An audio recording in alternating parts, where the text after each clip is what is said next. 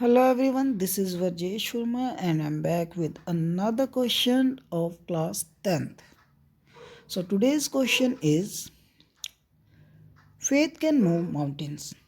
How can it be proven in the case of Lancho and Mandela from the chapter A Letter to God and Nelson Mandela Long Walk to Freedom?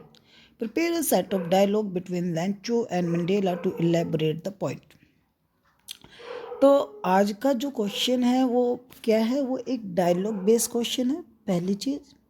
और याद रखना, जब कभी भी आप dialogue writing करेंगे, dialogue writing कोई question होगा वो उसे अटेम्प्ट करेंगे, तो याद रखना उस क्वेश्चन का एक थीम होगा।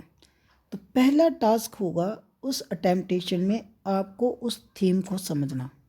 और बात करते हैं इस आंसर की, इस क्वेश्चन की, तो यहाँ पे जो थीम है वो है फेथ, विश्वास। ठीक है, और हमने इसी फेथ को डिफाइन करना है through the reference of two character, Lencho from a letter to God and Mandela from Nelson Mandela long walk to freedom.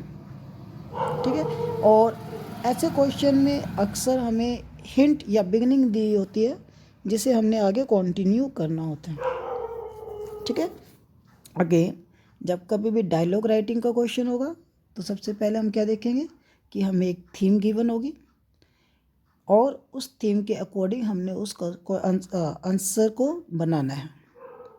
ठीक है, तो स्टार्ट करते हैं। लेंचो कहता है, my faith in God will help me to come out of this situation.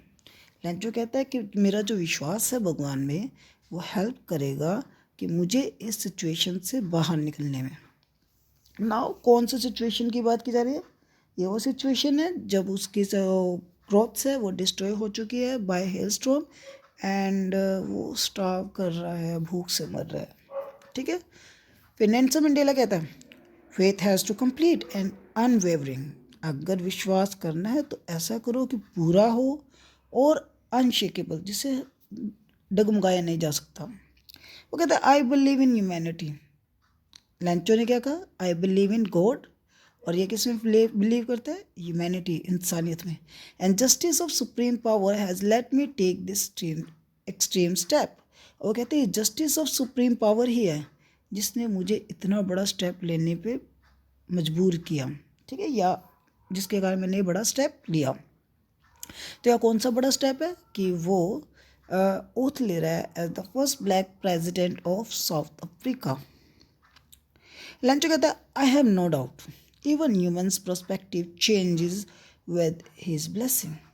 Lencho कहता है, मुझे कोई डाउट नहीं है अगर आप ह्यूमैनिटी में फेथ रखते हो, बट मेरा मानना ये है कि इंसानों के पर्सपेक्टिव्स, इंसानों के विचार भी बदल जाते हैं जब भगवान की ब्लेसिंग होती है।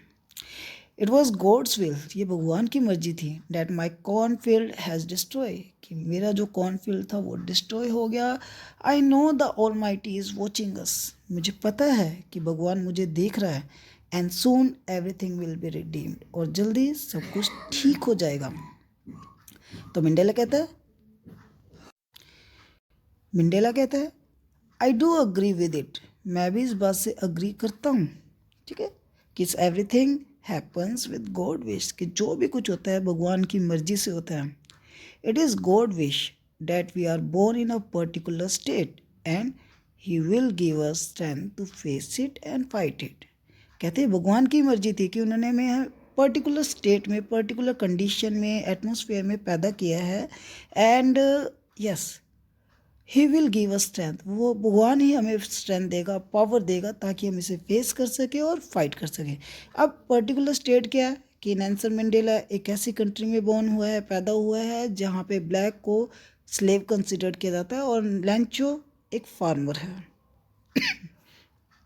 लेंचो कहता है, indeed God will help us, but for that we must have a child like innocence and faith in God. कहता हाँ बिल्कुल, भगवान हर हमारी हेल्प तो करेगा ही करेगा, बट इसके लिए एक ही कंडीशन है, और वो कंडीशन क्या है?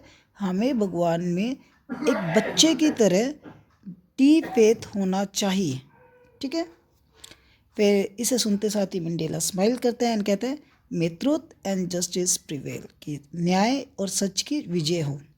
बाय गॉड्स विल, भगवान की इच्छा से, ऑल विल बी फाइन, सब कुछ ठीक हो जाएगा। And tomorrow will be a new morning and a new beginning, और कल एक नई मॉर्निंग होगी, नई सुबह होगी और एक नई शुरुआत होगी। ठीक है, और इस तरह हमारे डायलॉग बेस्ड आंसर फिनिश होते हैं। रिमेंबर बेटा, बच्चे गलतियाँ क्या कर रहे हैं? पहली गलती, वो थीम पे नहीं चल रही। अगर आपने ये पूरा आंसर देखा है तो देखिए यहाँ पे जो टोटल थीम है वो फेथ है।